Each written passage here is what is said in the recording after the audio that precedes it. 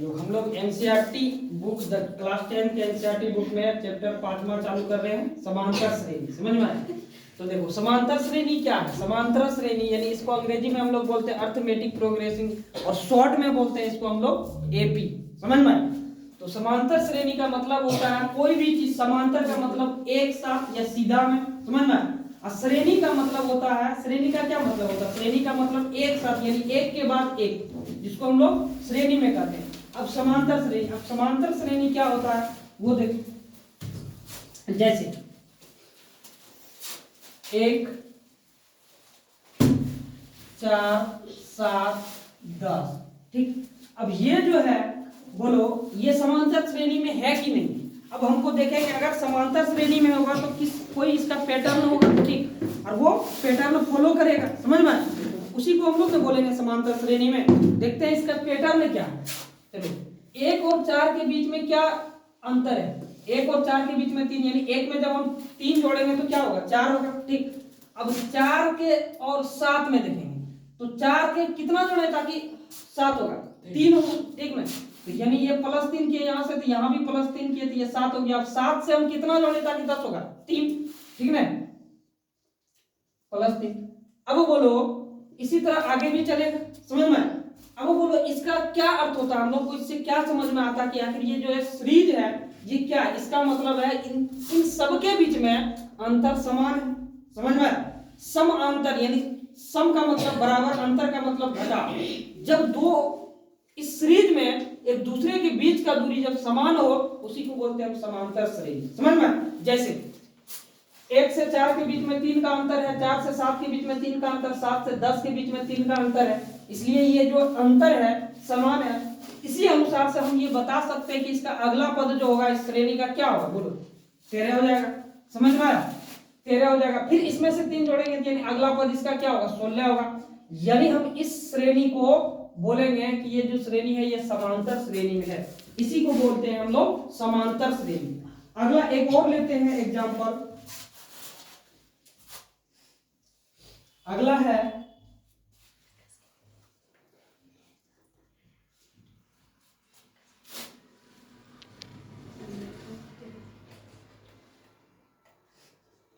बोलो इसमें क्या अंतर है? बोलो ये समांतर श्रेणी में है कि नहीं?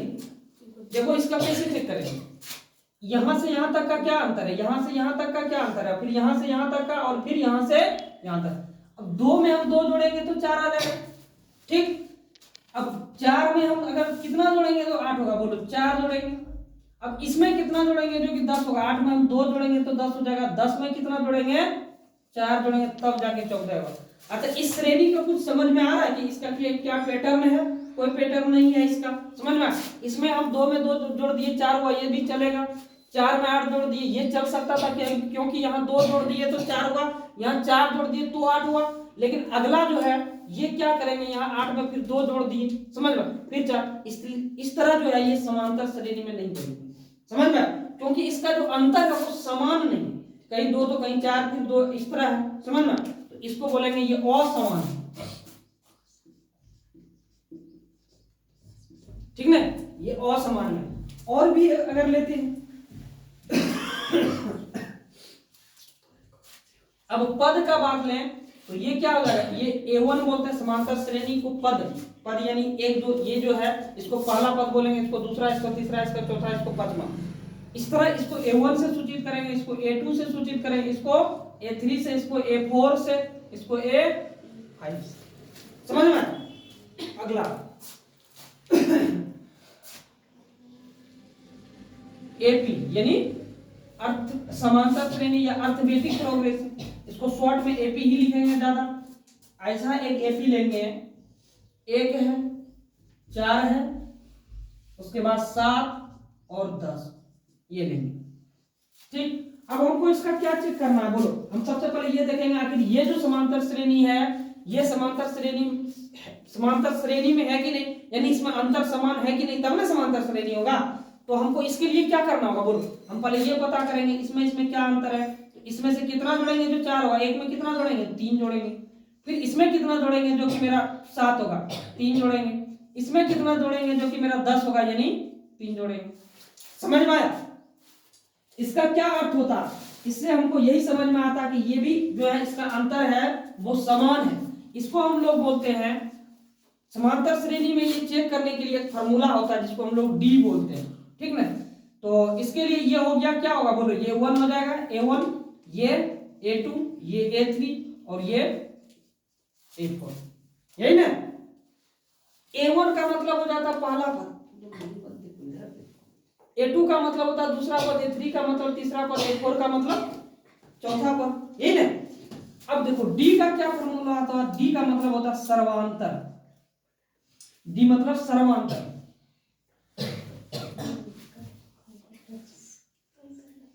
इसका होता है A2 माइनस A1, समझ में।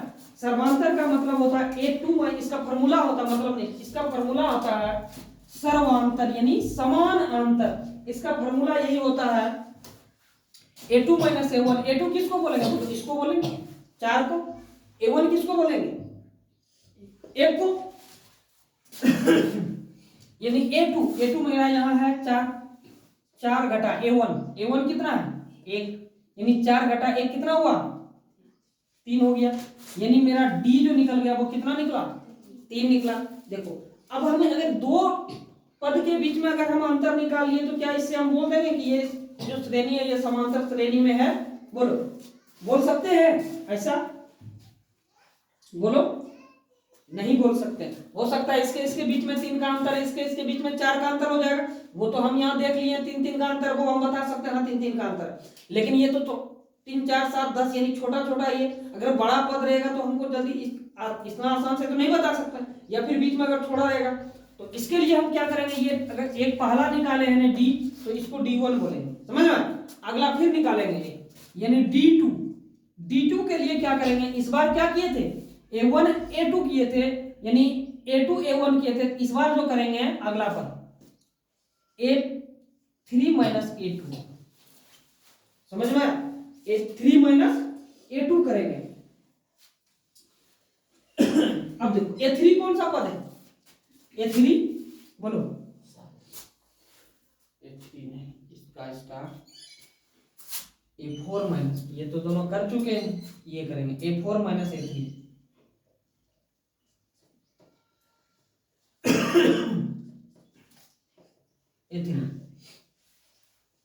A4 कितना है, A4 है यहां है, A4 10 है, 10 माइनस कितना 7, कितना आया बोलो, 10 माइनस जब 7 किए 3 आया। और भी जो भी हम करेंगे उसी तरह आएगा। A2 के लिए यही हो जाएगा, A3 माइनस A2 हो जाएगा, यानी A3 है मेरा कितना 7 है, और A2 कितना 4 है, यानी 3 हो गया। अगला जब करेंगे तो यानी याद रखना ये D1 के लिए, इसको D1 बोलेंगे, D1 के लिए A2 माइनस A1, D2 के लिए A3 माइनस A2। और अगर करेंगे कम से कम हम 2 जरूर निकालेंगे, 2 सर्वांतर निकालेंगे D1 और D2। अब कह सकते हैं कि जब दोनों में देखा यहाँ भी 3 अंतर है, यहाँ भी 3 अंतर है, अब हम कह सकते हैं ये जो श्रेणी है ये सब समांतर श्रेणी में है, कोई दिक्कत, ये हम अब कह सकते हैं। ये चाहो तो एक और निकाल सकते हैं, समझ में आया।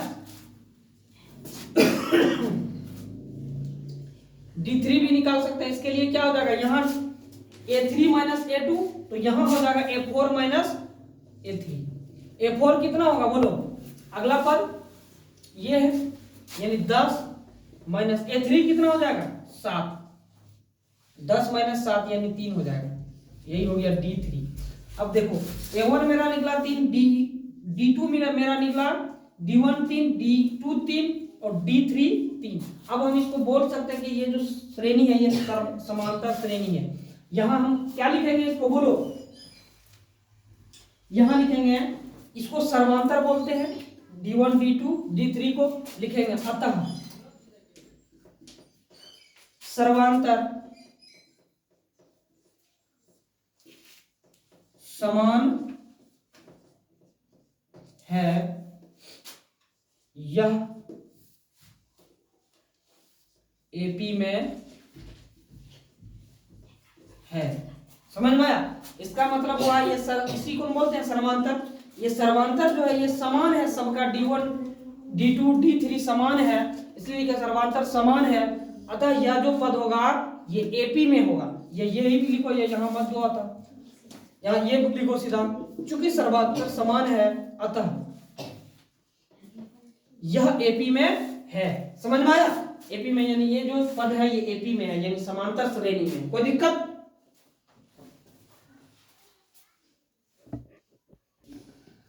देखो समझना कुछ नहीं, अभी तक में जो लिखा है बस एक चीज लिखा है, पहला पद, दूसरा पद, तीसरा पद, चौथा पद, और एक दूसरा ये चीज बताया है कि तुमको पता करना है, कोई भी टर्म दे दिया, 2-4-5 टर्म दे दिया, 2-4-5 पद दे दिया, उसको हम AP बोलेंगे। लेकिन AP नहीं बोल देगा ऐसा, आंख कान मूंद के AP नहीं बोलेंगे। कैसे बोलेंगे वो देखो, जैसे ये मानेंगे ये समांतर श्रेणी है, समझ में आया? ये 6 है, 10 है, और क्या बोलो 14 है, आगे 18 है, 22 है, समझ में आया? यही है। अब इसको हम क्या बोलेंगे, तुम लोग अभी हम बताए तुरंत A1 बोलेंगे, जो पहला रहेगा उसको A1 यानी पहला पद, A2 बोलेंगे दूसरा पद, इसको A3 बोलेंगे, या फिर ऐसे नहीं समझ में आता है लिखो ऐसे, A1 बराबर क्या होगा, ये बोलो 6, A2 बराबर क्या होगा 10, A3 बराबर क्या होगा 14, A4 बराबर क्या होगा 18। इधर और भी हो सकता है AP का, समझ में आया? अब हमको यही चीज देखना है कि ये जो AP है ये समांतर श्रेणी में है कि नहीं है। इसके लिए हम क्या निकालते हैं, बोलो सर्वांतर निकालते हैं, ठीक ना? सर्वांतर का इसको बोलते हैं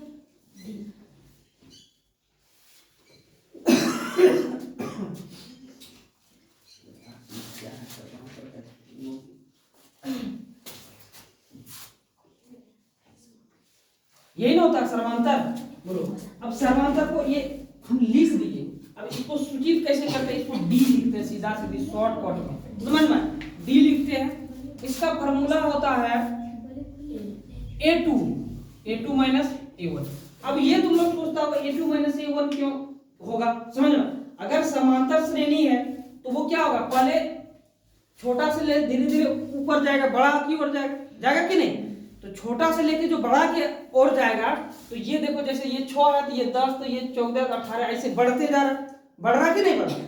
ये जो बढ़ रहा है इसका मतलब ये छोटा होगा ये बड़ा होगा, इसीलिए इसमें ये घटाने से ज्यादा अच्छा होगा, नहीं तो माइनस में आ जाएगा। इसको अगर 6 में 10 घटा देंगे तो माइनस में हो जाएगा, इसलिए 10 में 6 घटाएंगे, इसीलिए होता है A2 A1। समझ में? ये हो गया D1 के लिए। यानी अब देखो सर्वांतर हम तब बोलेंगे, यानी समांतर श्रेणी में तब बोलेंगे, ये नहीं कि हम ये और ये इसमें अंतर मेरा जो हो गया वही सब में अंतर हो जाएगा, ऐसा नहीं। कम से कम 2 ठो चेक करेंगे, 3 ठो चेक करेंगे, कम से कम 2 ठो, समझ में? चलो ये D1 के लिए। अब तुम यहाँ लिख के रखा है A1 और A2 क्या है, A2 क्या है 10, यहाँ 10 लिखेंगे, माइनस A1 क्या है 6 लिखेंगे। कितना हो गया, 6 में 4 घटा देंगे तो 4, 6 में 4 घटा देंगे तो 10, 4 हो गया, 10 में 6 घटाएंगे 4 हो गया। अब ये D1 हो गया, अब D2 आगे बढ़ेंगे। D2 के लिए क्या होगा, बोलो A3 माइनस A2, यही ना? चलो A3 कितना है, ये है 14, और A2 क्या है 10 है, कितना होगा 14 में 10 घटा देंगे तो 4, यानी D2 हो गया। समझ में? यहां भी रुक सकते, ये एक और बढ़ेंगे, ठीक? क्या जाएंगे आगे D3 पे। अब तुम लोग दिमाग लगाओ, D1 का जो है A2 माइनस A1 हो गया, D2 का A3 माइनस A2 हुआ, तो A4 D3 का क्या होगा, बोलो? इसका अगला पद यहाँ A2, तो यहाँ A3, यहाँ A4, यहाँ A1 A2, यहाँ A3, बोलो ये घटना पड़ेगा, समझ में आया? कोई घटने का जरूरी नहीं है। अब यहाँ तुम्हारा A4 सब क्लियर है, क्या है A4 18, A3 क्या है 14, 18 में घटा दिए 14, कितना बचा, ये क्या निकल गया D3। समझ में आया? अब देखो यहां भी 4, यहां भी 4, यहां भी 4 लिखेंगे हम, यहां सर्वांतर समान है, असमान समान है। अतः यह एपी में है। बोलो क्या कोई बात? ये क्या है बोलो? जब सर्वांतर इसका सब समान हो गया, यानी D1 D2 D3 समान है, अब बोलेंगे यहां सर्वांतर समान है, अतः यह एपी में। कोई दिक्कत? चलो यही तुम लोगों को समझाए, इसको भी समझो। अब इसको देखो, अब इसमें छापने का क्या जरूरी है? आगे बढ़ते हैं, आगे समझाते हैं। ये हो गया तुम्हारा सर्वांतर निकालने का, इसमें तो यही बताया। अब एक चीज हम बताते हैं और, ठीक है? यहां मान लेते हैं यहां 8, यहां ये है, यहां 12 है, नहीं 16 है, ये समझ में? अब ये तो हो गया सर्वांतर, ये समांतर श्रेणी हो गया। अब इसका क्या हो जाएगा? A1 तो ठीक है, A2 क्या हो जाएगा? 8 हो जाएगा, A3 क्या हो जाएगा? 14 हो जाएगा, और A4 क्या हो जाएगा? 16 हो जाएगा। समझ में आया? अब इसका हम फिर से चेक करेंगे, समझ में आया? ये समांतर श्रेणी में है या नहीं है, इसके लिए हमको क्या करना होगा? समांतर श्रेणी में है या नहीं है, इसके पता करने के लिए हमको D1 D2 D3 निकालना है। कोई दिक्कत? अगर वो समान हो जाता है D1 D2 D3 तो वो समांतर श्रेणी में है, अगर नहीं समान होता वो समांतर श्रेणी में नहीं। समझ में? चलो D1 के लिए हम लोग को फॉर्मूला पता है,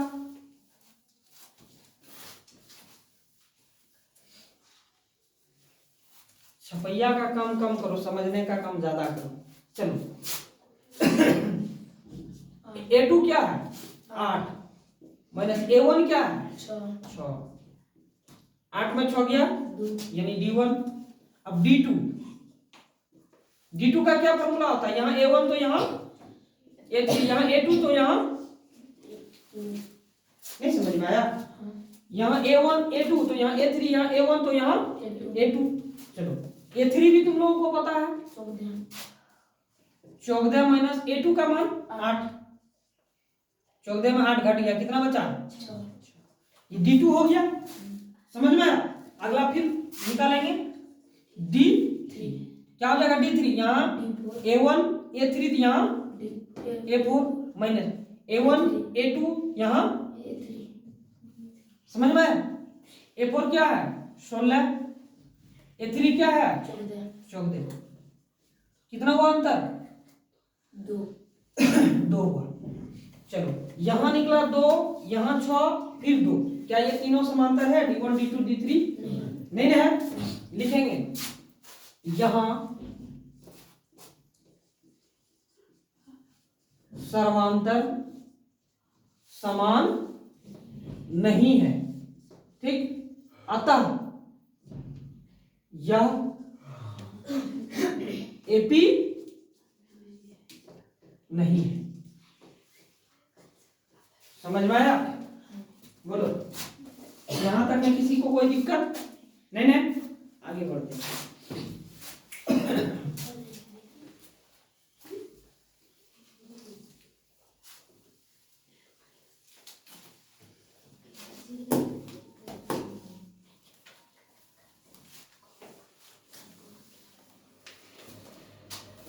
अगला है किसी भी एपी का, हमको और आगे भी है, जैसे ये एपी है, इसका ये एक श्रेणी है, 2 है, 4 है, 6 है, 8 10 12 डॉट डॉट, ठीक है? अब इसमें और भी होता है। सबसे पहले है, जैसे इसको हम लोग क्या बोलते हैं? A1 को। इसका A1 का क्या मतलब होता है? A1 बोले या A बोले दोनों बात एक ही है। A1 मतलब प्रथम पद। समझ में आया? और आगे क्या है बोलो? D है, D है, D को क्या बोलते हैं? सर्वांतर बोलते हैं। इसके लिए फॉर्मूला है A1 माइनस A2 D। अगर सिर्फ एक D निकालना रहेगा तो इसके लिए ये फॉर्मूला लागू करेंगे, और अगर आगे निकालना यानी 2D निकालना रहे तो इसको D1 मानेंगे, तो अगला मानेंगे तो D2 D3 इस तरह का। अगर चलो ये हो गया D1 के लिए, लिख देते हैं। D2 के लिए क्या हो जाएगा? देखो रटना नहीं है, कुछ समझना है। जैसे यहाँ A2 हुआ, यहाँ A1 हो जाएगा, यहाँ A2 हुआ तो यहाँ A3 होगा, यहाँ A1 हुआ था, यहाँ A2 हो जाएगा। ये हो गया D2। समझ में आया? अब एक चीज आता है समझ में, एनवा पद आता है। एन को बोलते हैं पदों की संख्या, जैसे 1 2 3 4 5 6 7 8। समझ में आया? इसमें कितना पद है बोलो? 1 2 3 4 5 6 पद है ना, यानी एन बराबर क्या होगा यार? 6। इसको बोलते हैं एन, एन यानी पदों की संख्या। कोई दिक्कत? पदों की संख्या। और क्या होता है बोलो? एन अब हो गया, और चले तुम्हारा लगेगा एन, ए एन।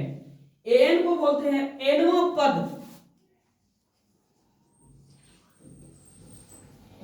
एनवा पद बोलते हैं। एन का मतलब होता है एनवा पद। जैसे मान लेते हैं ये 6 है, मान लेगा कहेगा 7वां पद, या एक बीच से उठा के बोल देगा ये 4था पद, 5वां पद, ये कितना 6ठा पद है, तो बोलेगा 6ठवां पद या 6ठा पद, तो ये हो जाएगा यानी एन हो जाएगा 6। बोल देगा 10वां पद, तो क्या हो जाएगा? एन बराबर 10। समझ में? अगर कहेगा पदों की संख्या, पदों की संख्या क्या, इसका क्या मतलब हुआ? एन। समझ में? पदों की संख्या का मतलब एन, और अगर 6वां 7वां 8वां 12वां, इसके लिए क्या हो जाएगा? A N. कोई दिक्कत? एन।